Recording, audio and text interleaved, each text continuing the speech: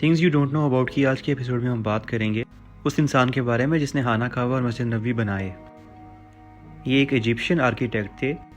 Doctor محمد کمال اسماعیل ان کا نام تھا۔ انہوں نے ساری زندگی پریفر کیا کہ میڈیا اور لائم لائٹ سے دور رہیں، لہٰذا میڈیا کو یا سوشل میڈیا کو ان کے بارے میں زیادہ معلومات حاصل نہیں ہیں۔ ڈاکٹر صاحب کے بارے میں بات کریں تو ایجپٹ کی ہسٹری کے سب سے ینگیسٹ آدمی تھے جنہوں نے ہائی اسکول یعنی میٹرک کی، اور سب سے ینگیسٹ تھے جنہوں نے انجینئرنگ کالج میں داخلہ لیا، اور اس اعتبار سے یہ سب سے ینگیسٹ بھی بنے جنہوں نے ایجپٹ کی تاریخ میں گریجویشن کی یعنی انجینئرنگ کی۔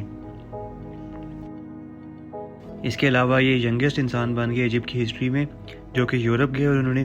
ڈاکٹریٹ کی 3 ڈگریز لی اسلامک آرکیٹیکچر میں۔ اس کے علاوہ ان کے اعزازات میں شامل ہے ایجپٹ کا ایک سرکاری اعزاز ہوتا تھا کسی زمانے میں جب بادشاہ تھی وہاں پہ، نائل سکاف کی جانب سے ان کو آئرن کا خطاب دیا گیا، وہ بھی اپنی کم ترین عمر میں ان کو یہ اعزاز ملا تھا۔ اللہ کو منظور تھا ان سے اپنے گھر کی خدمت کروانا، تو یہ پہلے انجینئر بنے جنہوں نے خانہ کعبہ اور مسجد نبوی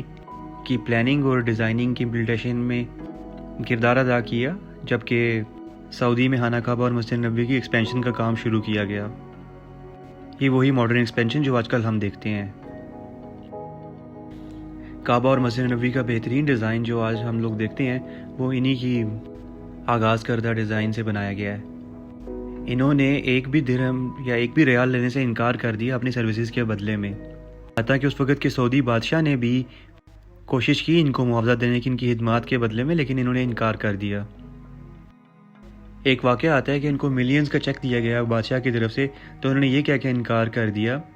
کہ اگر میں خانہ کعبہ اور مسجد نبوی کے کام کے لیے پیسے لوں گا تو میں اللہ کو کیسے منہ دکھاؤں گا قیامت والے دن۔ یہ کہہ کر انہوں نے انکار کر دیا اور ایک بھی ریال نہیں لیا گورنمنٹ سے اس کام کے عوض۔ ان کی پرسنل لائف کے بارے میں بات کریں تو یہ اپنے کام میں اتنے ڈیڈیکیٹڈ تھے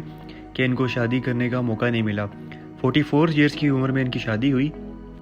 پھر ان کا ایک بیٹا پیدا ہوا، بعد میں ان کی بیوی کی وفات ہو گئی، تو اس کے بعد انہوں نے کوئی اور شادی نہیں کی اور ہمیشہ سنگل ہی رہے، اور اپنی باقی کی زندگی اللہ کی عبادت کے لیے انہوں نے اپنے وقف کر دی۔ اپنی 100 سالہ کی زندگی میں انہوں نے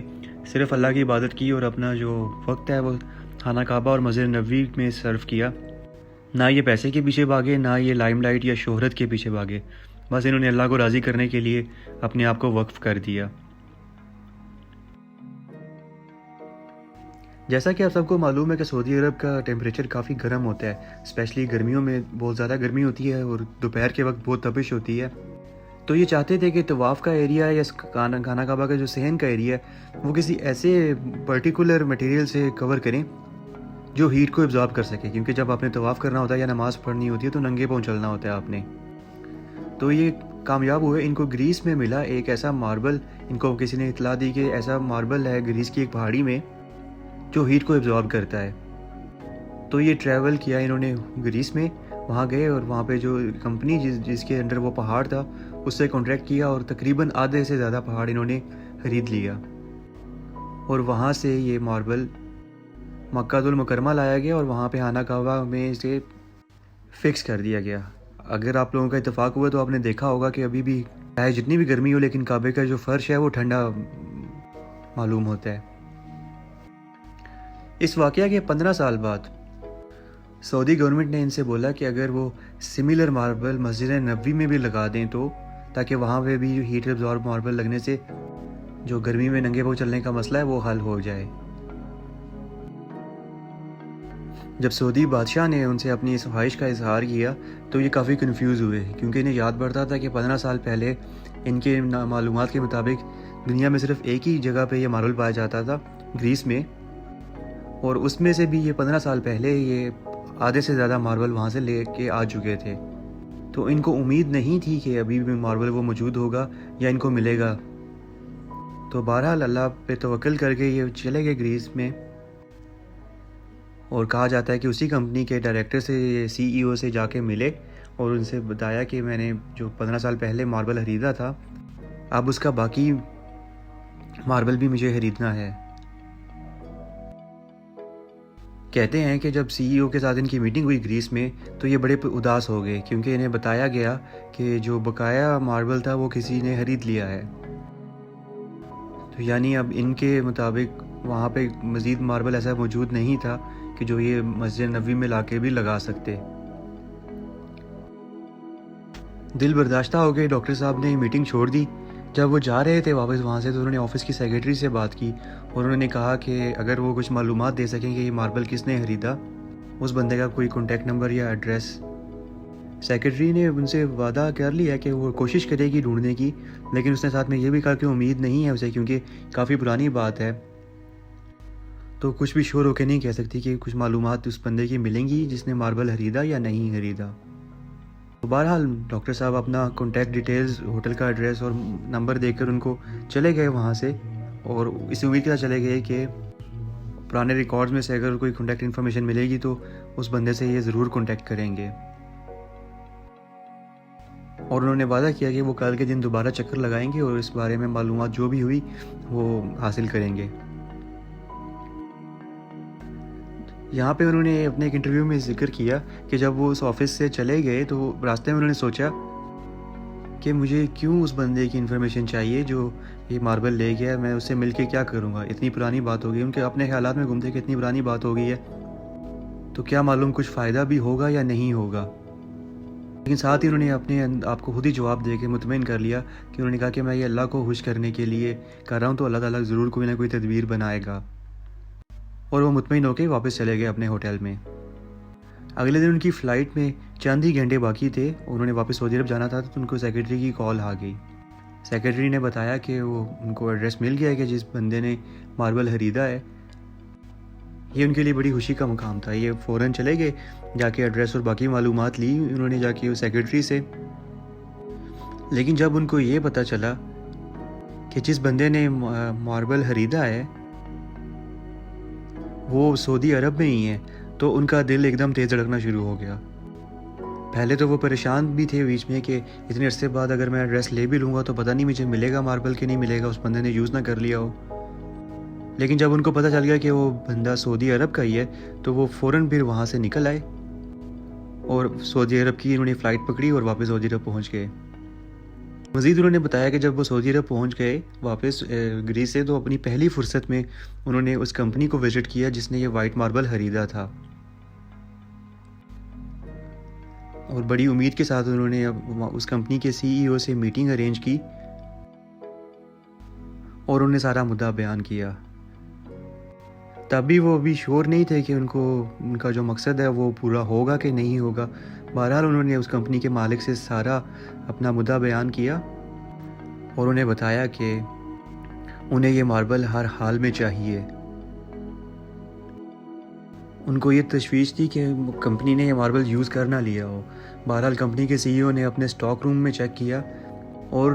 یہ خوشی کی بات ان کے لیے ثابت ہوئی کہ ان کو پتہ لگا کہ ابھی تک اس کمپنی نے یہ ماربل یوز نہیں کیا۔ بے شک انہوں نے یہ پرچیز کر لیا ماربل، لیکن انہوں نے ابھی تک یوز نہیں کیا۔ اس بات سے یہ بہت خوش ہوئے اور انہوں نے اس کمپنی کے مالک سے ریکویسٹ کی کہ وہ ماربل پورا کا پورا انہیں دے دیا جائے تاکہ وہ مسجد نبوی صلی اللہ علیہ وآلہ وسلم کے لیے یوز کر سکیں۔ اس کے بدلے کمال صاحب نے انہیں ایک بلینک چیک دیا۔ سی ای او کو بولا کہ آپ جتنی اماؤنٹ چاہیں اس چیک میں بھر دیں، لیکن انہیں یہ ماربل ہر حال میں چاہیے کیونکہ انہوں نے یہ ماربل مسجد نبوی میں لگانا ہے۔ یہ بات کرتے ہوئے وہ بچوں کی طرح رو بھی پڑے تھے اور یہ سارے خوشی کے آنسو تھے۔ جب انہوں نے یہ پورا واقعہ اس کمپنی کے اونر کو بتایا کہ کیسے وہ پہلے مکہ کے لیے خرید کے لائے تھے گریس سے یہ ماربل، اس کے بعد بادشاہ کے حکم پر دوبارہ یہ گریس کے مسجد نبوی کے لیے چاہتے تھے ماربل لگانا، لیکن وہاں سے نہیں ملا، پھر اس کے بعد انہوں نے کیسے ان کا ایڈریس ٹریس کیا اور سعودی عرب واپس آئے اور آ کے اس کمپنی کے مالک سے ملے، تو جو کمپنی کے اونر تھے وہ بھی بڑے خوش ہوئے، متاثر ہوئے، اور انہوں نے بولا کہ اگر یہ مسجد نبوی کے لیے ماربل ہے تو میں اس کے لیے 1 ریال بھی نہیں لوں گا۔ بلکہ کمپنی کے مالک کو بھی بہت خوشی ہوئی کہ اللہ تعالیٰ نے انہیں بھی موقع دیا کہ کسی نہ کسی طرح وہ مسجد نبوی کی خدمت کریں، اور وہ اونر حیران ہوا کہ میں اتنے سال سے یہ ماربل خریدا اور میں اس کے بارے میں بھول بھی گیا تھا کہ میں نے خریدا ہے۔ تو اس نے شکر ادا کیا کہ اللہ تعالیٰ نے موقع دیا ہے کہ وہ کسی طرح سے مسجد نبوی کی خدمت کرنے کے کام آ رہا ہے جو اس نے ماربل خریدا تھا۔ اور گویا اس کمپنی کے مالک نے یہ جو ماربل ہے یہ ہدیہ کر دیا مسجد نبوی کے لیے اپنی خوشی سے۔ بڑا ایمان افروز واقعہ ہے، جب انسان کی نیت سچی ہو اور اللہ تعالیٰ کی گھر کی خدمت کرنے کی نیت ہو تو اللہ راہیں ضرور بنا دیتا ہے۔ ایسے بندے بہت کم ملتے ہیں جو کہ اپنے دل و جان سے اللہ کے گھر کی خدمت کرتے ہیں۔ اللہ سے دعا ہے کہ اللہ ان کو جنت میں اعلیٰ مقام عطا فرمائے۔ 2008 میں ان کا انتقال ہو گیا تھا، اور یقیناً اس سٹوری نے کافی ہلا کے رکھ دیا ہوگا ان لوگوں کو جن کے دل میں اللہ کے گھر کے لیے محبت ہے، یا جو وہاں پہ جا چکے ہیں، جنہیں وہاں کا پتہ ہے کہ خانہ کعبہ یا مسجد نبوی کا جو صحن ہے یا جو فرش ہے وہ گرمیوں میں ٹھنڈا رہتا ہے، ورنہ تپتی ہوئی گرمی میں، صحرا کی گرمی میں جب ٹیمپریچر 45-50 ڈگری ہو اور ننگے پیر آپ نے فرش پر چلنا ہو تو آسان نہیں ہوتا چلنا۔ یہ تو صرف ماربل کا واقعہ تھا، اس کے علاوہ مسجد نبوی کا جو ڈیزائن ہے، جو عثمانی دور کے بعد ابھی ایک ماڈرن ڈیزائن ہے، یا پھر خانہ کعبہ کا ڈیزائن ہے جو ان کی ایکسپینشن میں ابھی بھی ماڈل یوز ہو رہا ہے، وہ ڈاکٹر کمال صاحب کا ہی بنایا گیا ہوا ہے۔ اور اللہ کا شکر ہے کہ وہ اتنا اچھا اور ڈیزائن ہے